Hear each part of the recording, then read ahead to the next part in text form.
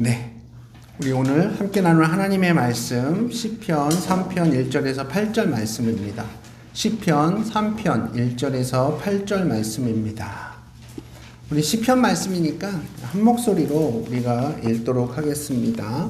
시편 3편 1절에서 8절 말씀, 시편 3편 전체 말씀을 함께 나누기를 원하는데요. 1절부터 읽겠습니다. 시작. 여호와여, 나의 대적이 어찌 그리 많은지요. 일어나 나를 치는 자가 많으니이다. 많은 사람이 나를 대적하여 말하기를 그는 하나님께 구원을 받지 못한다 하나이다. 여호와여, 주는 나의 방패시요 나의 영광이시요 나의 머리를 드시는 자이시니이다. 내가 나의 목소리로 여호와께 부르짖으니 그의 성산에서 응답하시는도다. 내가 누워 자고 깨었으니 여호와께서 나를 붙드시니로다.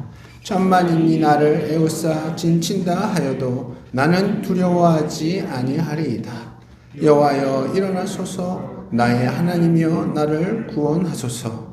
주께서 나의 모든 원수의 뺨을 치시며 악인의 이를 꺾으셨나이다. 구원은 여호와께 있사오니 주의 복을 주의 백성에게 내리소서. 아멘. 광고 때 좀 더 말씀을 드리려고 했던 부분이 뭐냐 하면 우리 이상훈 집사님 부친 되시는 이종목님은 이제 앞으로 교회 나오시겠다고 가족들에게 말씀하셨답니다. 예, 진짜 늘 엄모치님 그리고 이종목 부친 이름이 항상 인도 대상자에 포함이 돼 있었는데 이제 다음부터는 두 분 다 빠질 것 같아요. 네, 너무 감사한 일이고 또 기쁜 소식입니다. 그리고 오늘 이제 우리 오소구 형제님이랑 이렇게 통화를 하는데 제 입에도 형제님이라는 말이 이렇게 익숙하지가 않은 것 같아요. 저보다 연배가 높으신 분들한테 형제님 하기가 그래서 좀 얼버무렸나 봐요. 오소구 형님 왜 형님이라고 하셨냐고 혹시. 네, 졸지에 호영호지하는 사이가 됐습니다. 형님이라고 하셨냐고 혹시 이렇게 부르셔가지고 제가 예 형제님 이랬는데 그거를 형님으로 이해를 하셨나 뭐 모르겠습니다. 한번 확인 좀 해주세요. 정 목사님이 형님이라고 부르시더냐고 그게 아니었다고. 네, 설교 시작할게요. 이거 안 했으면 큰일 날 뻔했죠, 그죠?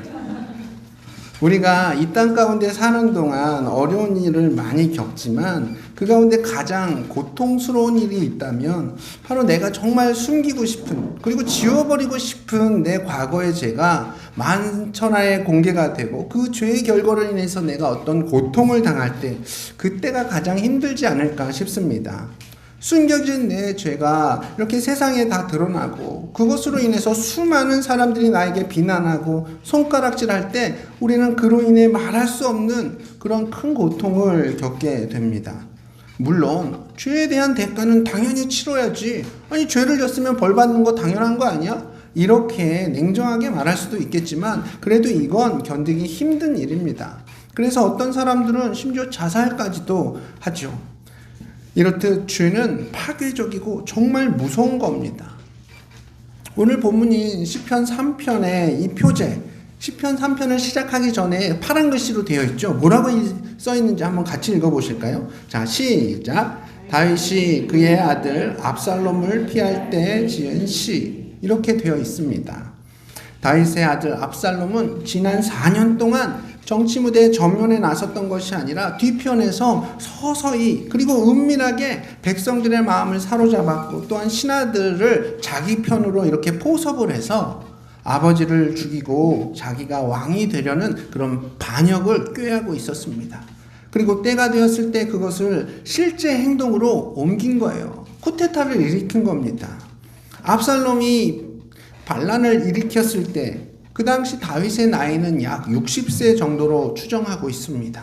어쩌면 60세 그 정도 나이면은 이제 왕으로서 태평성대를 누려야 할 그 시절에 다윗은 왕권 그리고 왕궁을 다 포기하고 그저 자신의 목숨 건지기 위해서 도망칠 수밖에 없었습니다. 이미 많은 신하들이 압살롬 쪽으로 넘어갔고 다윗의 친위대와 몇몇 신하들만 다윗을 보조할 뿐이었죠. 사실 몇 해 전에 다윗은 아주 무서운 죄를 지었습니다. 우리아라는 아주 충성스러운 부하의 아내 밧세바와의 그런 간음으로 인해서 아기가 생기니까 자기 죄를 감추려고 우리아를 가장 치열한 전쟁터의 선봉으로 세워서 죽게 만들었습니다. 이건 명백한 살인 교사죠. 아주 끔찍한 죄를 저질렀습니다. 그 죄로 인해서 다윗이 하나님으로부터 아주 무거운 징계를 받게 되는데 아들 압살롬이 아버지인 다윗을 향해 쿠데타를 일으킨 겁니다. 아니 원수도 아니고 남도 아닌 아들이 아버지를 죽이려는 겁니다. 이런 끔찍한 일이 한 가정에서 일어난 거죠. 다윗의 생애 중에 가장 큰 위기를, 가장 비참한 시간을 지금 겪고 있는 겁니다. 그 당시 다윗의 고백인데요. 오늘 본문 1절 말씀을 함께 읽어보겠습니다. 1절, 자 시작. 여호와여 나의 대적이 어찌 그리 많은지요. 일어나 나를 치는 자가 많으니이다. 지금 다윗은 온 사방이 적들 뿐입니다. 지금 적이라고 말하는 사람들은 근데 누구냐? 조금 전까지는 다 자기 앞에서 알랑방귀 끼면서 그리고 충성을 다짐했던 신하들이었습니다. 다윗을 사랑하고 다윗을 따르겠다고 맹세했던 그런 사람들이었죠. 근데 그들이 하루아침에 다윗을 대적하는 자들로 바뀐 겁니다. 처음에는 다윗 자신도 이 사실이 믿겨지지 않았죠. 그렇게 자기에게 잘하고 자기를 사랑한다고 자기에게 충성을 맹세하던 그런 신하들과 백성들이 아니 어떻게 검증도 되지 않았고 아직 미성숙해 보이는 자기 아들 압살롬에게, 그것도 정상적인 절차도 아닌 반역을 하고 있는 왕자에게 이 신하들이, 나의 백성들이 어떻게 다 몰려갈 수가 있겠냐고요.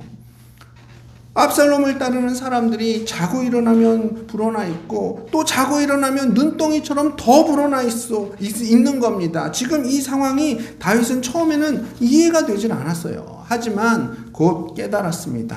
아, 이건 하나님이 하시는 일이구나. 왜냐하면 이런 일은 하나님이 아니면 설명이 될 수가 없거든요. 하나님이 압살롬이 가지고 있었던 그 아버지를 향한 반역의 마음을 그냥 내버려 두셨고 백성들과 또 신하들의 마음을 다 압살롬에게 돌리셨던 걸 깨닫게 된 겁니다. 성경을 보면 나단 선지자가 범죄한 다윗에게 했던 아주 두려운 이 예언의 말씀이 하나 있는데요. 우리 사무엘하 12장 9절에서 11절 말씀을 함께 찾아서 읽도록 하겠습니다. 사무엘하 12장 9절에서 11절 말씀입니다.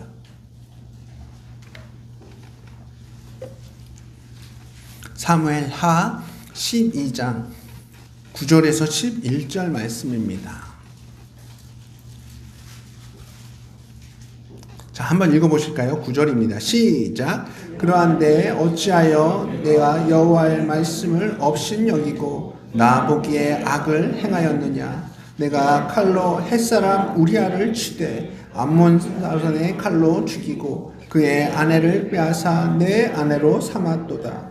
이제 내가 나를 업신여기고 햇사람 우리아의 아내를 빼앗아 내 아내로 삼았은즉 칼이 내 집에서 영원토록 떠나지 아니하리라 하셨고 여호와께서 또 이와 같이 이르시기를 보라 내가 너와 내 집에 재앙을 일으키고 내가 내 눈앞에서 내 아내를 빼앗아 내 이웃들에게 주리니 그 사람들이 내 아내들과 더불어 백주에 동침하리라. 너는 은밀히 행하였으나 나는 온 이스라엘 앞에서 백주에 이 일을 행하리라 하셨나이다 하니. 하나님께서 나단 선지자를 통해서 이 무서운 예언을 하셨는데 그것이 지금 다윗 자신의 눈앞에서 그대로 다 이루어지고 있는 겁니다. 신하들 역시 다윗에게 이런 일이 일어나는 걸 보면서 어떻게 생각했겠습니까? 아, 하나님이 이제 다윗 왕을 버렸구나. 다윗은 이제 완전히 끝났구나. 이렇게 생각했던 거예요. 그래서 그들의 마음이 급속도로 압살롬으로 향하게 된 겁니다. 이미 하나님께 버림받은 다윗인데 그 뒤에 누가 줄을 서겠습니까? 신하들 입장에서 보면 이런 일은 사울왕 때도 한번 경험했던 일이잖아요. 자, 우리 2절 말씀도 함께 읽어보겠습니다. 2절 시작. 많은 사람이 나를 대적하여 말하기를 그는 하나님께 구원을 받지 못한다 하나이다. 자, 사람들의 이 한마디 한마디가 얼마나 다윗의 마음을 무너지게 했을까요? 모든 사람들의 입에서 다윗은 이제 망했네, 이제 끝이야, 하나님께서 다윗을 버렸나 봐, 이렇게 말한단 말이에요. 보통 삶 속에서 진짜 괴로운 건 뭐냐 하면, 아까도 얘기했지만 지금 내가 당하고 있는 이 고통의 원인이 다른 데서 있는 게 아니라 바로 내 자신한테 있을 때, 내가 했던 그 행동 혹은 내가 했던 그 말로 인한 것일 때, 내가 은밀히 저질렀던 일이었는데 그게 드러나서 결국 고통당하게 되는 걸 내가 알게 되었을 때, 그땐 정말 죽을 맛이죠. 너무 절망적인 거예요. 사실 억울한 심정보다 이게 훨씬 더 고통스러운 겁니다. 고통의 원인이 나 때문이란 사실이 너무나도 자명하거든요. 어떤 핑계도 될 수가 없습니다. 이게 진짜 무서운 일인 거죠. 원망도 할 수 없습니다. 분노할 수도 없어요. 그것이 어차피 다 나로 돌아오기 때문에. 다윗은 지금 이런 끔찍한 일을 당하고 있는 겁니다. 그런데 이어지는 오늘 본문을 보면 놀라운 다윗의 고백을 듣게 됩니다. 아니, 지금 이 고통의 상황이 전적으로 다윗 자신이 저지른 죄 때문에 인한 그런 고통인데, 자기 죄에 대한 대가를 치르고 있는 건데, 지금 다윗은 어떤 고백을 하고 있습니까? 오늘 본문 3절 4절 말씀입니다. 우리 함께 읽어보실까요? 자, 시작. 여호와여, 주는 나의 방패시요 나의 영광이시요 나의 머리를 드시는 자이시니이다. 내가 나의 목소리로 여호와께 부르짖으니 그의 성산에서 응답하시는도다.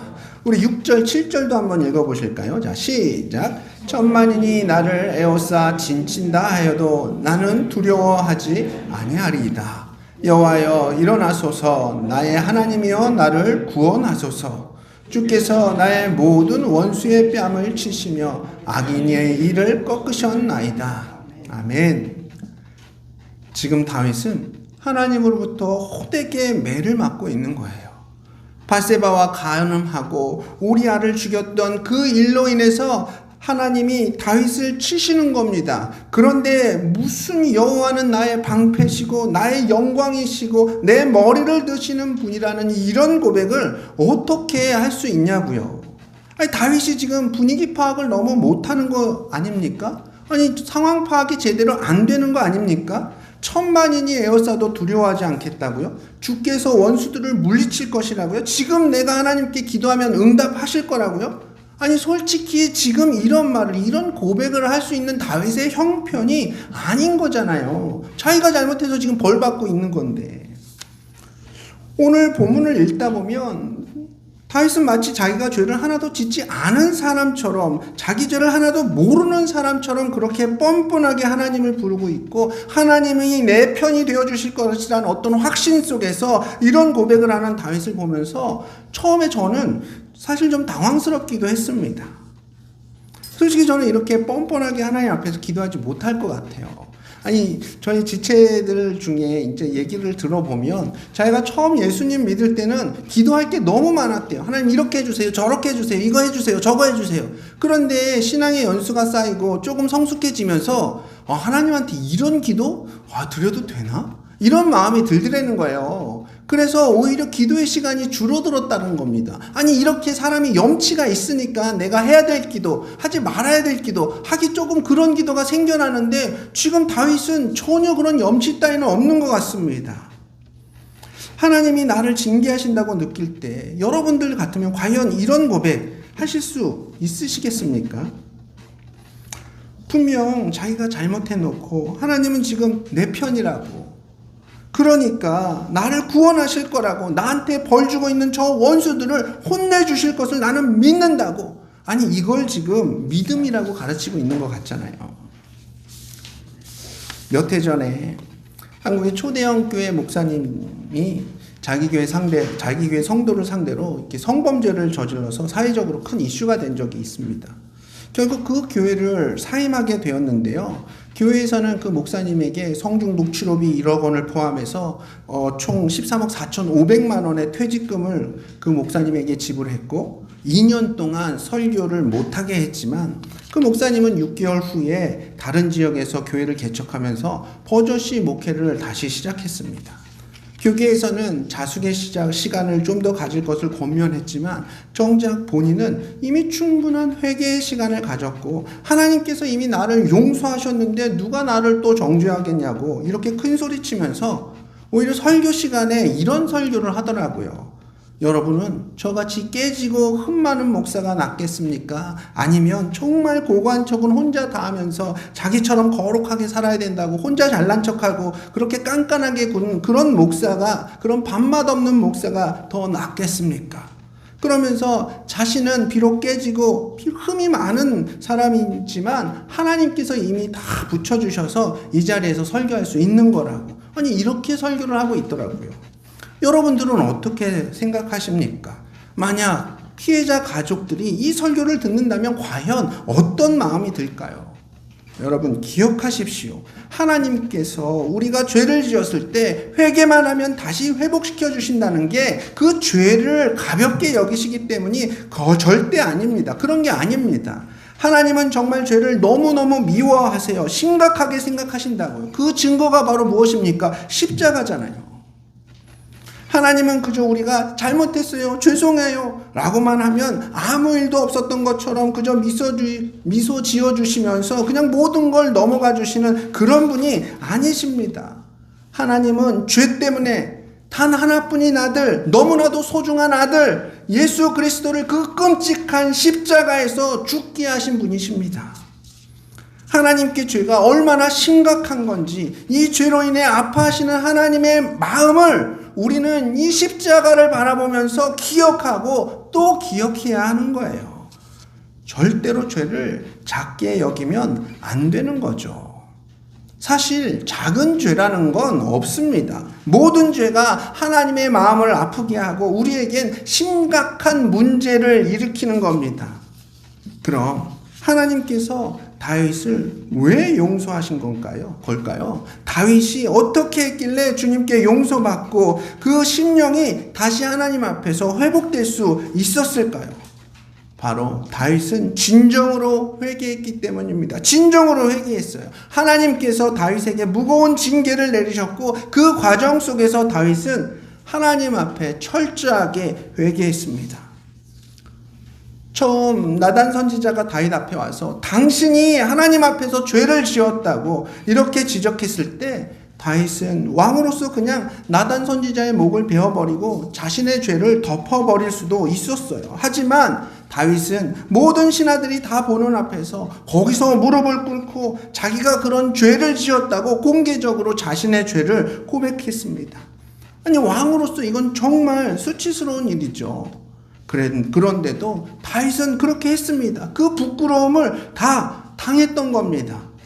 시편 51편이 바로 다윗 왕의 공개 자백이에요. 아주 성경에 영원하게 자기가 얼마나 큰 죄인이었는가를 스스로 자백하고 있습니다. 나를 우슬초로 정결케 해 주십시오. 주님의 얼굴을 내 죄에서 돌이키시고 내 죄를 지워주십시오. 내 속에 정직한 영을 새롭게 하시고 주님의 성령을 내게 거두지 마십시오. 구원의 즐거움을 회복시켜 주시고 자원하는 심령을 주사 나를 붙잡아 주십시오.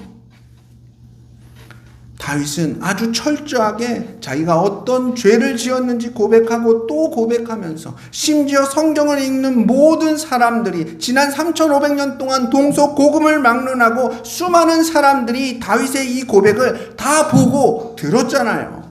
이것보다 더 무섭고 창피한 일이 또 어디 있겠습니까? 다윗은 이렇게 철저하게 회개했습니다. 조용히 하나님 앞에서 은밀하게 회개한 게 아니죠. 정말 모든 사람들 앞에서, 역사 앞에서, 모든 성도 앞에서 자기가 그런 죄를 지었다는 것을 만천하에 다 공개했습니다. 그래서 압살롬이 반역했을 때 이게 사실 아버지로서 얼마나 화가 나고 황당한 일입니까? 압살롬에게 분노하고 야단치고 저주할 만도 한데 다윗은 한마디도 안 하고 그냥 입을 다물었습니다.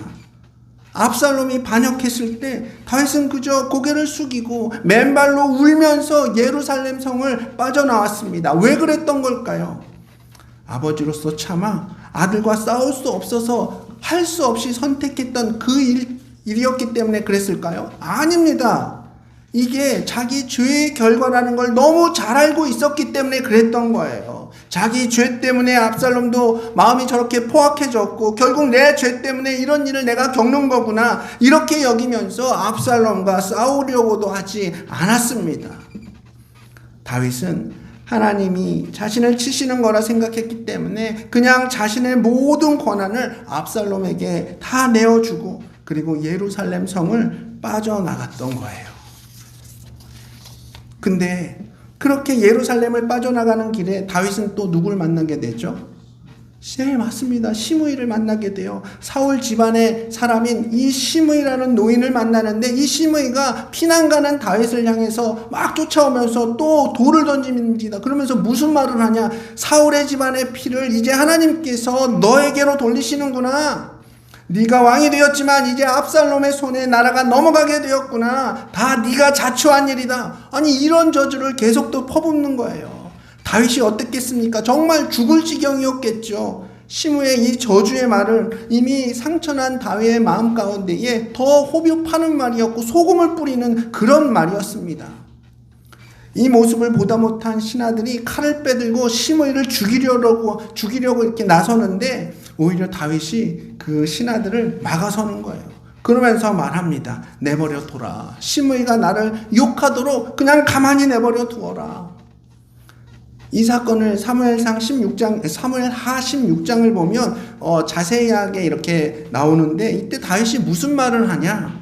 시므이가 나를 이렇게 저주하는 건 하나님께서 그에게 날 저주하라는 그런 마음을 주신 건데 내가 어떻게 그걸 막을 수 있겠냐고. 그냥 시므이가 날 너무 심하게 필요 이상으로 더 저주하는 걸 하나님께서 보시고 그저 나를 좀 불쌍히 여겨주셨으면 좋겠다. 아니 이런 고백을 하는 거예요. 이렇게 다윗은요 진짜 무섭게 회개했습니다. 그렇게 회개했기 때문에 하나님께서 다시 다윗을 왕으로 세우실 수가 있었던 거예요. 결국 오늘 본문 이 시편 3편의 다윗의 고백은 죄를 가볍게 여기고 합당한 회개의 열매도 없는 그런 뻔뻔한 고백이 아니었던 겁니다. 죄 지어놓고 나 회개했는데 나 용서받았는데 이렇게 뻔뻔하고 당당하게 하는 그런 기도가 아니라 다윗은 이렇게 철저한 회개의 과정을 이미 통과한 후에 이런 고백을 하고 있는 거예요. 그리고 여기서 우리가 한 가지 더 주목해야 될 것이 있습니다. 그건 뭐냐? 다윗은 이렇게 철저한 회개의 시간을 보냈을 뿐만 아니라 그 무서운 징계 속에서도 자신을 향한 하나님의 사랑을 놀라울 정도로 강하게 붙들고 있었다는 겁니다. 징계를 아주 무섭게 그리고 호되게 당하고 있습니다. 매를 맞아도 뭐 이렇게까지 맞을 수 있을까? 그렇게 너무 심한 거 아닌가 싶을 만큼 매를 맞고 있는 거죠. 그런데 다윗 마음에는 어떤 마음이 있었냐? 그럼에도 불구하고 하나님은 여전히 나를 사랑하시는 분이다. 나의 구원이시고 나의 반석은 오직 하나님뿐이다. 여전히 나와 함께 하시는 분이다. 이런 믿음이 그 안에서는 조금도 흔들리지 않았다는 거예요. 그렇습니다. 여러분 기억하십시오. 회개는 회개고 믿음은 믿음이에요.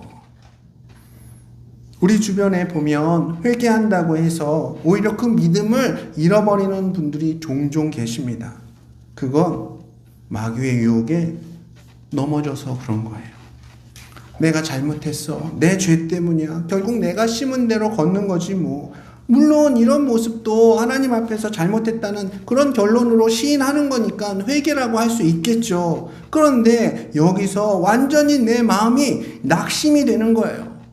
그래서 이제 나는 끝이다. 내 사명은 여기까지인가 보다. 하나님이 날 버리신 것 같아. 사람들도 다 나한테 손가락질 하잖아. 이런 결론이 나버리거나 내가 생각해도 어떻게 목사가 이런 짓을 할 수 있지? 이런 짓을 하고도 내가 어떻게 정상적으로 목회를 할 수 있을까? 이런 식의 그런 낙담의 마음으로 모습으로 결론이 나버린다면 이건 참된 믿음의 모습이 아닌 거예요. 하나님이 역사하시는 믿음이 아니란 거죠. 회개는 분명히 한 것 같은데 내 안에 있는 믿음이 이런 모습이라면 하나님은 결코 내 삶을 통해 아무것도 이루어가지 못하십니다. 이제 나는 완전히 끝났다. 하나님은 날 버리셨다. 이런 마음을 가지고 있는데 어떻게 하나님께서 나를 통해 역사하실 수가 있겠냐고요. 근데 다윗은 하나님을 진짜 아버지로 믿었던 겁니다. 여러분, 아버지의 마음을 아십니까? 어떤 아버지에게 두 아들이 있었어요. 근데 어느 날 두 아들이 잘못을 했고, 그래서 아버지는 회초리로 아들의 종아리를 쳤죠. 그리고 벌을 세웠던 겁니다. 물론 아들을 사랑하는 마음으로 필요한 훈육을 한 겁니다. 그런데 회초리 몇 대 맞고 나서 큰아들은 그 마음 가운데 너무 상처를 받은 거예요. 날 사랑하셨던, 나를 너무 사랑했던 우리 아빠가 갑자기 나한테 회초리를 들다니, 아빠의 매질이 어떻게 매질로 끝나지 않고 벌까지 세운지 이해가 안 되는 거예요. 이런 반응이 아들의 마음을 너무 낙심시켰고, 또 그 마음 가운데에 분노가 쌓이는 거죠. 아빠가 나한테 어떻게 나를 사랑한다면서 이럴 수가 있는 거지? 그러면서 편지 한 장 써놓은 겁니다. 전 진짜 아빠를 찾아 떠납니다. 안녕히 계십시오. 이렇게 편지 한 장, 단랑 한 장 써놓고 가출했다면 이 녀석 참 효자죠. 이건 진짜 아빠의 마음을 뒤집어 놓는 겁니다. 아빠의 마음을 너무 몰라주는 거예요. 반면에 작은 아들은 어떤 반응을 보이냐? 막 눈물을 흘리면서 자기가 잘못했다고 고백하는 거예요. 물론 그 눈물은 잘못의 의미도 있지만 너무 아프니까 우는 거죠. 그런데 아빠한테 이렇게 말하는 겁니다. 아빠, 나를 혼내고 매까지 드시는 아빠의 마음 내가 다 안다고. 아빠 나를 여전히 사랑하시고, 아빠가 그리고 나 이미 용서해 주셨다는 거 다 안다고. 그러면서 아빠 품에 안겨서 엉엉 우는 거예요. 그러면 그때 아빠의 마음이 어떻겠습니까? 아이고, 이게 한심한 놈, 나약한 놈, 울긴 하고 이러겠습니까? 아빠 마음도 같이 무너지는 거죠. 너무 사랑스러운 아들이 고통스러워하는 모습을 보는 아빠의 마음도 너무 무너지는 거죠. 그런데 그런 자녀에게 더 이상 무슨 죄를 더 물을 수가 있겠습니까? 그 다음에는 정말 주고 싶은 거 다 주겠죠. 상처난 그 종아리 약 발라주면서 낫기를 바라겠죠. 그리고 더 좋은 것들로 해주려고 노력하겠죠. 그렇습니다. 하나님이 자녀인 우리가 죄에 대한 회개는 정말 철저하게 해야 됩니다. 하나님 앞에서 죄를 지었다. 그렇다면 그 죄에 대해서 우리가 분명하게 회개하고 철저하게 낮아져야 됩니다. 왜냐하면 회개에 없는 회복은 결코 있을 수가 없거든요. 또한 우리 삶 가운데에 회개가 없다면 하나님의 축복도 누릴 수가 없거든요. 죄가 있는 곳에 어떻게 하나님의 축복이 임할 수가 있겠습니까? 그러나 하나님이 어떤 상황에도 내 아버지가 되신다는 그 믿음은 또 다른 문제인 거예요. 회개한다고 하면서 그 믿음마저 흔들려서는 절대로 안 되는 겁니다. 철저하게 회개해야 되고, 뿐만 아니라 하나님에 대한 믿음을 우리는 절대로 놓지 말아야 합니다. 이 믿음을 놓치면 그냥 끝나는 거예요. 완전히 나의 잘못을 깨닫는 회개만 하고, 그 결론을 우리가 잘못했으니까, 내가 잘못했으니까 맞는 거야. 그저 이해의 수준에서 우리의 회개가 멈추지 말아야 합니다. 우리가 만약에 이 단계까지만 가면 우리의 심령은 절대 회복될 수가 없어요. 하나님은 여전히 나를 사랑하시고 나를 포기하지 않으신다는 그 믿음의 단계로까지 나아가야만 죄로 병들었던 나의 심령이 제대로 회복될 수가 있는 겁니다. 사랑하는 우리 성도님들, 다윗이 어떻게 다시 회복될 수 있었느냐? 첫 번째는 철저한 회개가 있었습니다. 그리고 두 번째는 온전한 믿음이 있었어요. 다윗은 징계를 당하는 그 자리에서도 하나님이 날 사랑하신다는 그 믿음을 절대로 놓지 않았습니다. 아버지로부터 매 맞는 아들이 정말 너무너무 아픈 매를 맞으면서도 아버지는 나를 사랑하시니까 매를 드시는 거라고 그렇게 믿는 거랑 똑같은 거예요. 우리는 다윗이 시편 3편의 고백 이후에 그 어떤 삶을 살았는지 다 알고 있습니다. 결국 압살롬의 반란은 진압이 되었고 다윗은 다시 예루살렘 왕궁으로 돌아오게 됩니다. 이 시편 3편에서 고백하고 기도했던 대로 다 이루어졌죠. 다윗의 고백대로, 다윗의 믿음대로 되었다는 걸 여러분 다 아시지 않습니까? 많은 성도들이 하나님을 믿는다고 하면서도 하나님이 자기를 향한 놀라운 그 계획은 믿지를 않습니다. 그래서 여전히 좌절감과 죄책감과 낙심과 절망감에 빠져 살아가죠. 그런데 하나님은 나를 그렇게 사랑하시는데, 나를 그렇게 당신의 계획 가운데 품고 계시는데, 내가 하나님의 사랑을 믿지 않는다면, 그러면 하나님의 그 사랑이 아무리 완벽해도 나에게 믿음이 없으니까 하나님이 나를 쓰실 수가 없는 겁니다. 그래서 하나님께서는 우리가 온전한 믿음을 갖기를 그렇게 원하시는 거예요. 오늘 시편 3편의 다윗의 고백처럼 철저한 회개를 통해서 먼저 우리의 죄를 깨닫고 결국에는 우리의 삶을 회복하시고 또한 역사하실 주님을 기대하는 그 믿음의 모습으로 반응하시는 저와 우리 모든 성도님들 되시기를 축복하며 오늘 말씀을 마치도록 하겠습니다.